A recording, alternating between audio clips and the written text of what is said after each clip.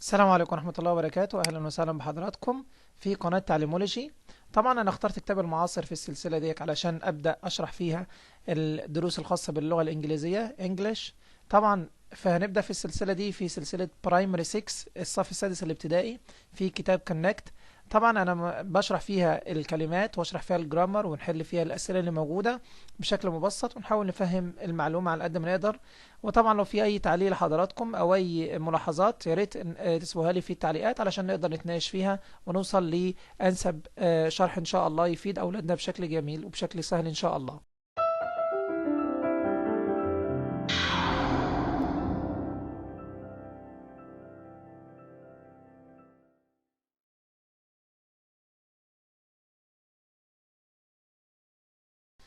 السلام عليكم. يونت 7 lesson 3 الدرس الثالث metal in ancient Egypt المعدن في مصر القديمة و language focus يعني grammar King Midas and the golden touch. دي قصة طبعا هنقراها ونعرفها و pronunciation يعني النطق. شوف مع بعض الكلمات. trade تجارة أو يتاجر. يتاجر يعني إيه؟ يعني بيشتري حاجة ويبيع حاجة. metal معدن. tears دموع. weapon سلاح. economy اقتصاد. daughter ال AU بقول عليها O وال GH مش بنطقها. daughter ابنة. castle التي silent قلعة. golden touch طبعا اللي هي لمسة وجولدن الذهبية. strange looking goat يعني معزة غريبة الشكل. presentation التي اي او ان بنطقها شن. presentation نتعود على دي تي اي او ان شن. presentation اللي هو عرض تقديمي. fighting لما الاقي عندي الاي وبعدها جي اتش بقى بنطقها اي يبقى الجي اتش مش بنطقها لكن بنطق حرف الاي زي ما هو. fighting اللي هو قتال او شجار خناقة يعني. jewelry مجوهرات. beard اللي هي اللحية الدقن. rose garden اللي هي حديقة ورود. decoration احنا قلنا الشن تي اي او ان شن. decoration اللي هي الزينة. silver معدن الفضة. قسم الكلمة لو الكلمة طويلة نقسمها 3 حروف. silver اللي هو الفضة. tools أدوات. art أعمال فنية. chin الدقن بس مش اللي هي اللحية اللي هو الشعر اللي يعني لا الدقن اللي هي تحت الشفايف على طول. precious اللي هو ثمين أو نفيس حاجة غالية يعني. reward يعني مكافأة. iron اللي هو الحديد. craftsman أنا بس هاجي مع حضراتكم علشان خاطر نتعلم القراية. craftsmen يعني حرفيون اللي هم الناس الحرفيين بيصنعوا الحاجة. mask قناع. lines خطوط. wish أمنية أو يتمنى. rarer أكثر ندرة يعني نادر كتير نادر قوي. طبعا عندنا بعد كده الأفعال المنتظمة present والpast. البريزنت melt يدوب أو ينصهر. melted يعني داب. form يكون أو يشكل. formed كون أو شكل. celebrate السي بعدها اي بنطقها celebrate يحتفل. celebrated احتفل. hug اللي هو يعانق يحضن. hugged hunt يصطاد. hunted اصطاد. develop يطور. developed طور. heat يسخن. heated سخن. طبعا عندنا الأفعال اللي غير منتظمة يعني الفعل بيتغير في الماضي. sell يبيع، sold باع، lose يفقد lost، feel يشعر felt، leave يغادر left، buy يشتري bought اشترى. شوف عندنا بعض التعبيرات المهمة important expressions and preposition وحروف جر. come true يتحقق يعني يبقى حقيقة. turn into أو turn to يتحول إلى.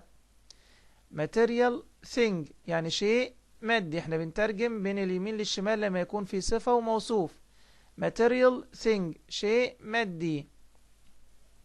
change حاجة، النقط دي معناها حاجة. change something أو اللي هي السبيس دي back يعيد شيء إلى ما كان عليه يعني يرجع حاجة زي ما كانت. walk around يعني يتجول، walk يعني يمشي، around في حوالين يبقى يتجول walk around. care about يهتم أو يعتني بيه. trip over يتعثر فيه يعني يقع. دي طبعا الكلمات بأهم البروبوزيشنز والاكسبريشنز، الحروف الجر والتعبيرات المهمة. نشوف مع بعض بعد كده أهم الكلمات بالجمل بتاعتها. guiding words كلمات مفتاحية أو كلمات استرشادية. metal وتريد، metal طبعا يعني معدن وتريد يعني تجارة. أهم جملة موجودة metal was one of the most interesting things the ancient Egyptians traded. المعدن كان واحد من الأكثر شياقة. هنا الأكثر the most interesting يعني شيق. interesting things شيء أو أشياء شيقة. يبقى هنا metal was one of the most interesting things يعني المعدن كان واحد من أكثر الأشياء شيقة. the ancient Egyptians المصريين القدماء traded يعني تجروا فيها. شوف اللي بعده melt form، melt يدوب وform يعني يشكل. the ancient Egyptians المصريين القدماء could melt كانوا يقدروا يذيبوا يسيح ينصهر and form ويشكل metal المعدن into different shapes ويشكل المعدن إلى أشكال مختلفة. different shapes أشكال مختلفة. عندنا اللي بعده tools weapons أدوات وسلاح. they used metal they used metal هم استخدموا المعدن to make علشان يعملوا tools and weapons أدوات وأسلحة. countries و economy countries يعني الدول و economy اقتصاد.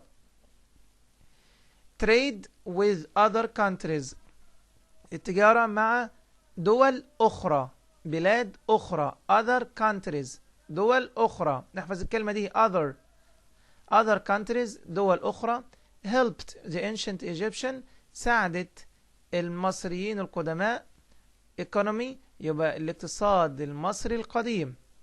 تاني helped the ancient Egyptian economy ساعدت الاقتصاد المصري القديم.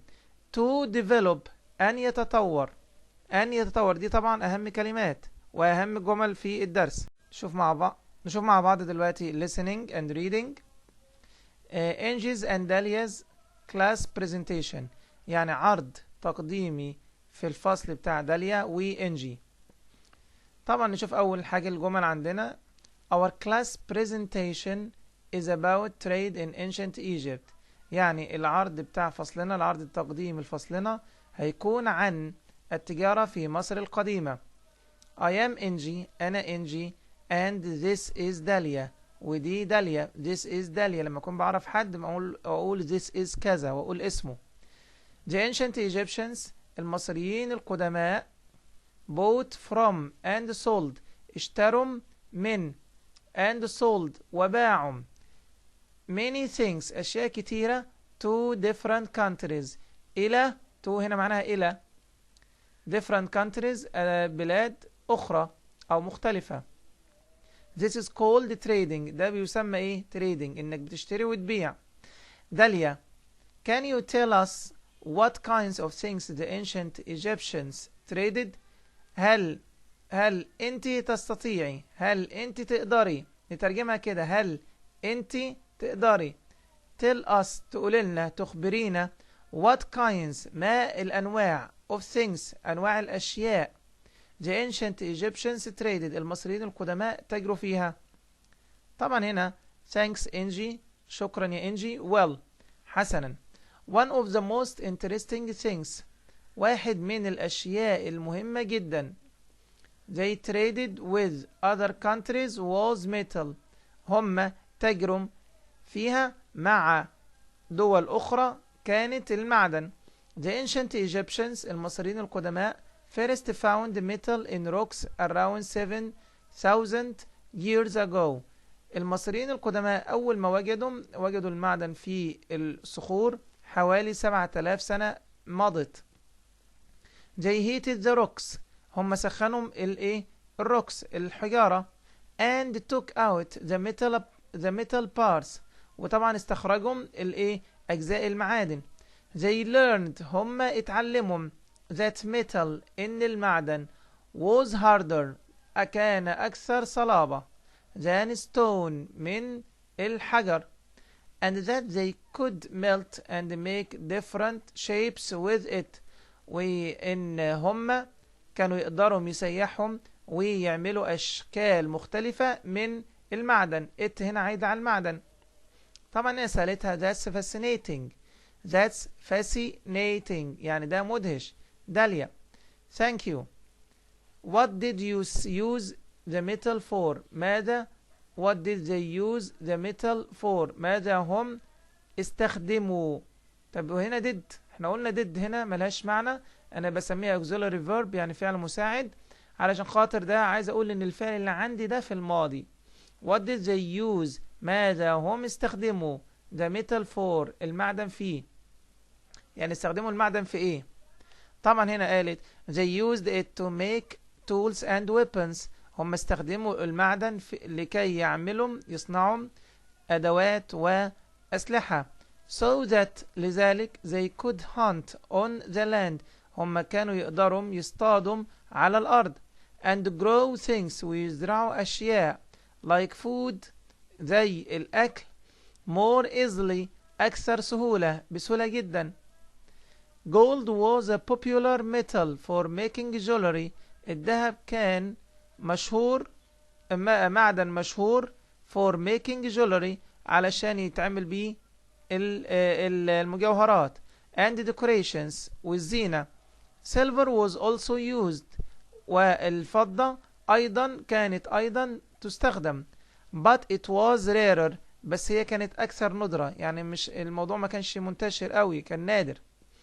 as art and culture were very important to the ancient Egyptians وأيضا الفن الرسم والثقافة كانوا مهمين جدا للمصريين القدماء. many of their craftsmen الكثير من الحرفيين بتوع المصريين هنا their عايد على مين المصريين القدماء. used different types of metal استخدموا أنواع مختلفة من المعدن to make statues علشان يعملوا تماثيل and sculptures منحوتات to sell sculptures منحوتات. طبعا هنا قالت that's right ده صح but they didn't just sell metal to other countries بس هم ما كانوش بس بيبيعوا يبيع metal to other countries المعدن للدول التانية. they also bought هم أيضا اشتروا some metals بعض المعادن like silver زي الفضة which they got through trade with countries اللي هم جابوها أو حصلوا عليها من التجارة مع الدول. and as they traded more وعلشان هم طبعا كانوا بيتاجروا كتير this helped the ancient Egyptians develop their economy ده ساعد المصريين القدماء ancient Egyptians المصريين القدماء develop يطوروا their economy الاقتصاد بتاعهم until ancient Egypt was one of the strongest economies in the world حتى أصبحت مصر القديمة واحدة من أقوى الاقتصاديات في العالم. طبعا yes, you only need to look at the ancient Egyptians artifacts in museums today to see that this is true. أيوة، أنت بس محتاجة أن محتاجة أن look at تنظري إلى the ancient Egyptians المصريين القدماء artifacts المنحوتات أو التحف المصرية القديمة in museums في المتاحف today اليوم to see that علشان تشوفي إن this is true إن ده حقيقة. Well, that's the end of our presentation. حسنا، دي نهاية العرض التقديمي بتاعنا. Does anyone have any question؟ هل أي حد عنده سؤال please من فضلكم؟ طبعا الكلمات أنا بترجم واحدة واحدة علشان نتعود على الترجمة ونفهم هما بيقولوا إيه. طبعا ده درس الليسننج التاني. هنا بيتكلم عن قصة، فهنا يقول لي beginning البداية والوسط والنهاية. King ميداس الملك ميداس and the golden touch واللمسة الذهبية. The beginning البداية. Many years ago من سنوات عديدة مضت there lived a king كان يعيش ملك called King ميداس كان يسمى King ميداس الملك ميداس. He loved three things هو كان بيحب 3 أشياء more than anything else أكثر من أي شيء آخر. His daughter بنته اللي هي اسمها ماريجولد his rose garden يعني حديقته الوردية and gold والذهب. طبعا his favorite thing الشيء المفضل ليه هو ايه was to spend time in his garden with marigold ان هو كان افضل شيء بالنسبة له كان ان يقضي وقت مع في الحديقة مع ماريجولد اللي هي بنته. But he also liked to look at all the gold in his castle ولكن هو ايضا كان بيحب ان هو ينظر الى الذهب كل الذهب فين في القلعة بتاعته. One night في ليلة من الليالي he was walking in his garden هو كان يتجول في الحديقة بتاعته. When he tripped over لما اتكعبل tripped over يعني اتكعبل something on the ground حاجة في الأرض. It was a strange looking goat هي كانت معزة غريبة الشكل. It looked very sick كانت تبدو ان هي متعبة جدا very sick متعب جدا. King ميداس الملك ميداس was a kind man كان رجل لطيف.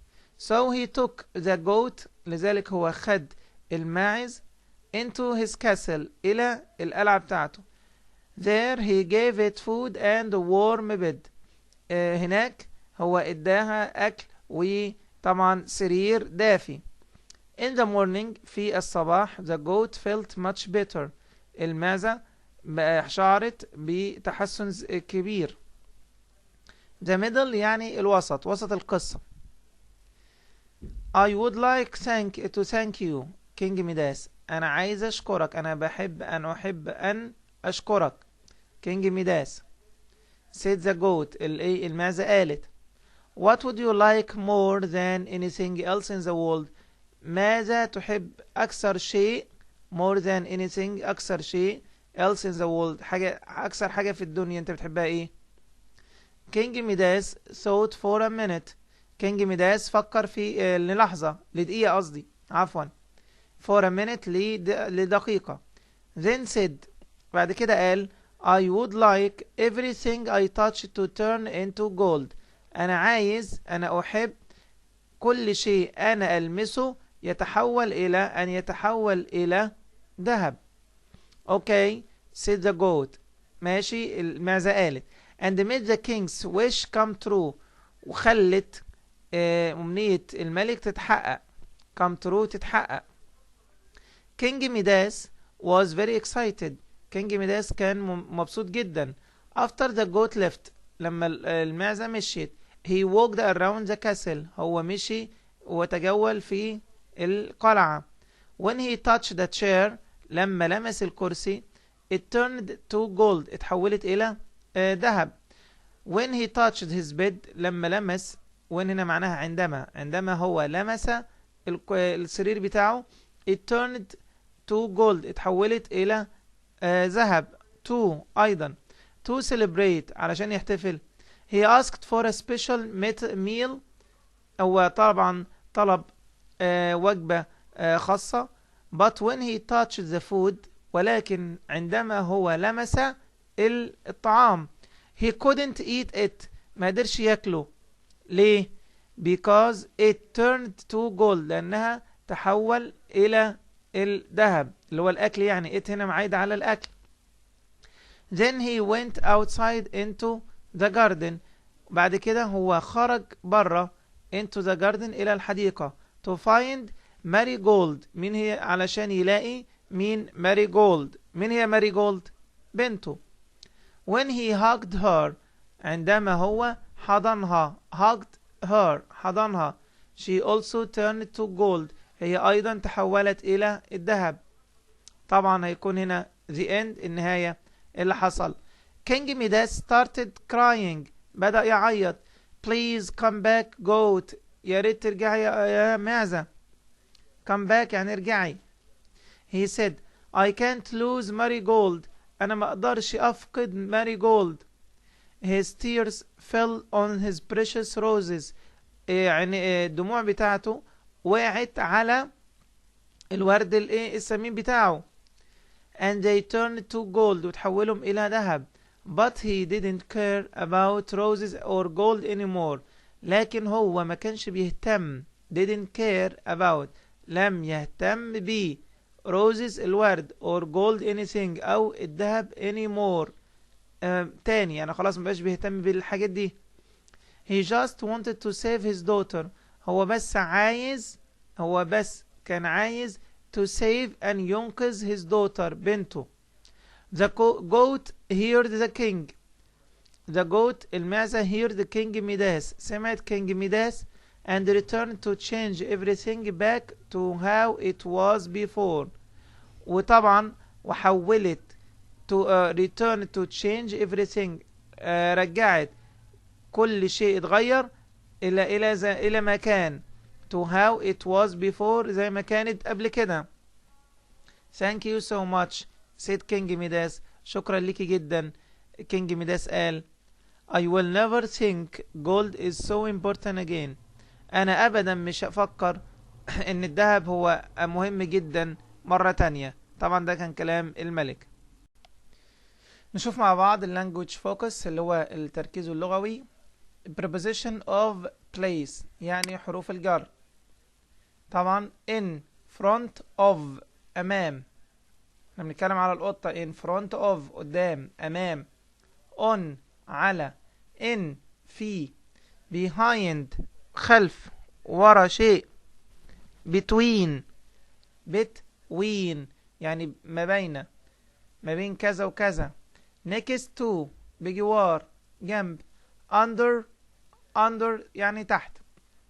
طبعا دي حروف الجر. نشوف مع بعض أسئلة على حروف الجر وإزاي بنحلها. أول واحدة the library is behind to the computer room. طبعا هنا كلمة behind هي الغلط. أنا عندي كلمة to فطبعا احنا محتاجين next.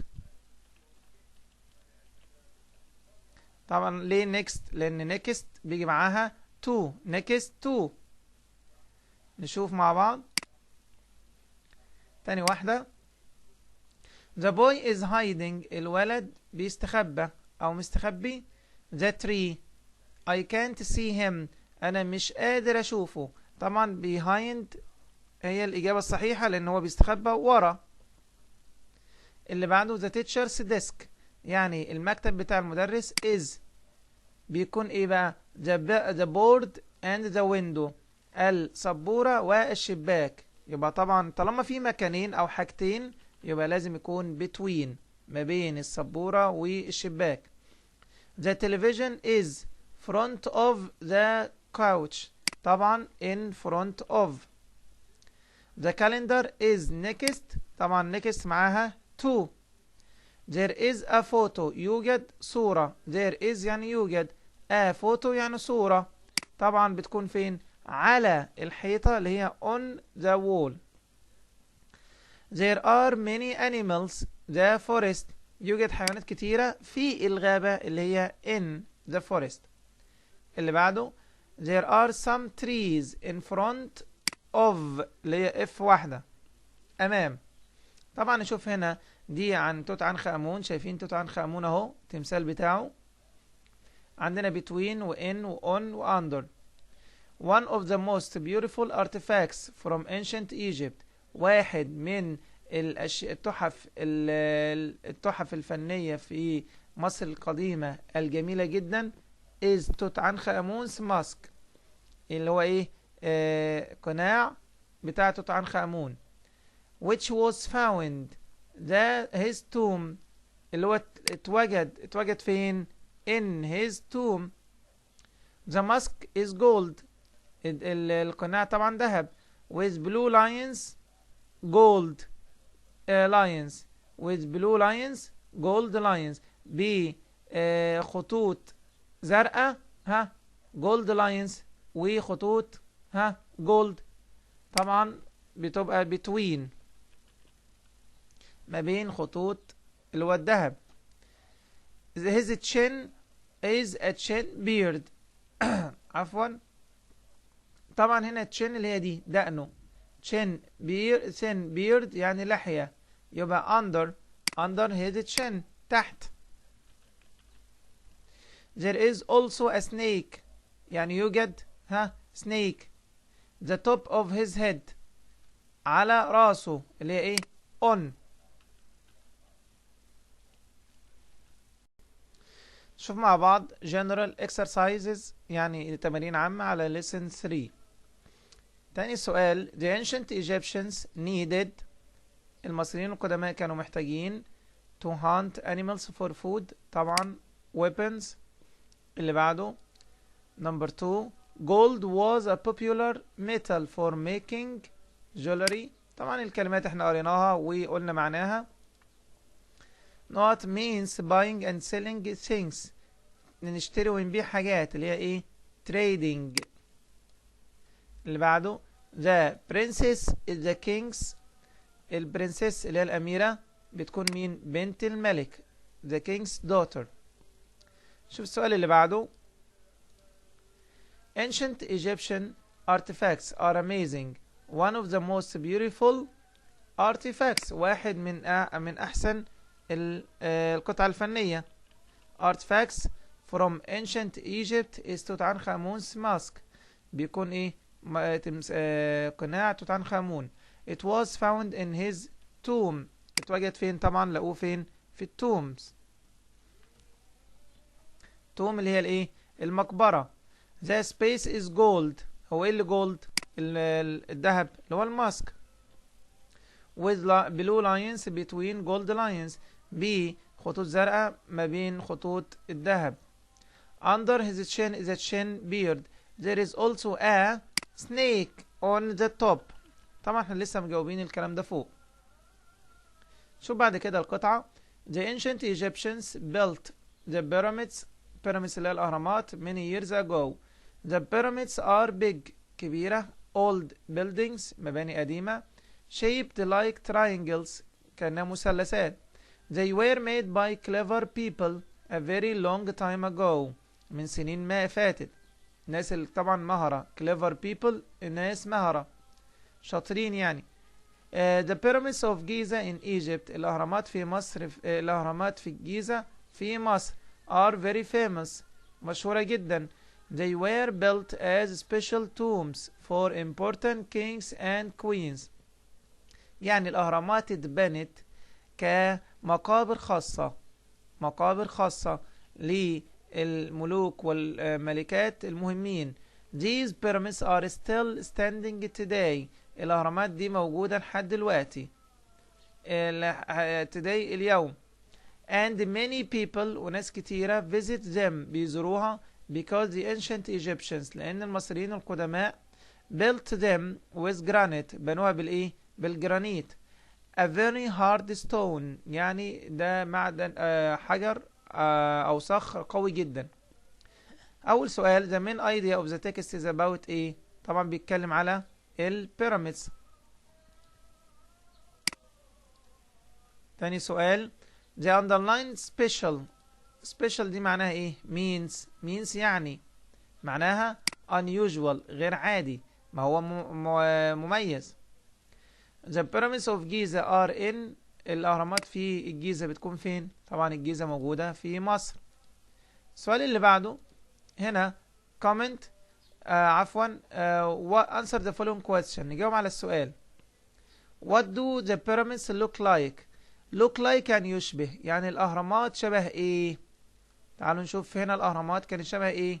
أهي كانت shaped like triangles، كانت شبه الإيه؟ الأهرام المثلث.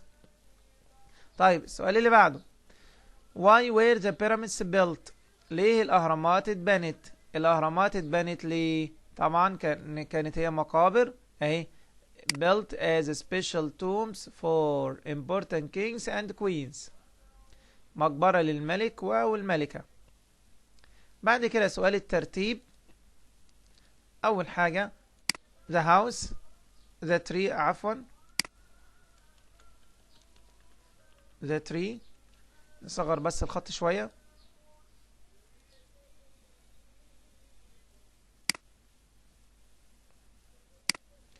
the tree الشجرة بتكون is in front of، الشجرة بتكون أمام my house.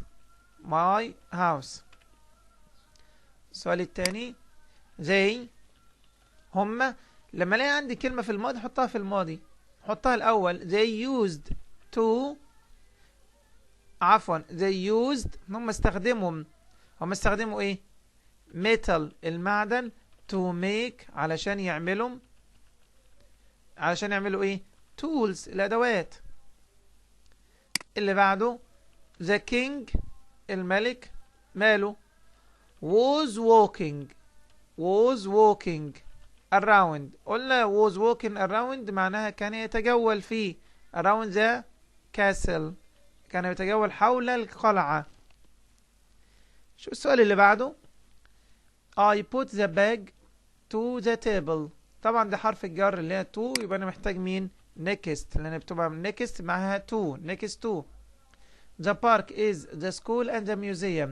الحديقة بتكون المدرسة والمتحف، يبقى طبعا في مكانين، يبقى انا لازم محتاج مين؟ between اللي هي بين.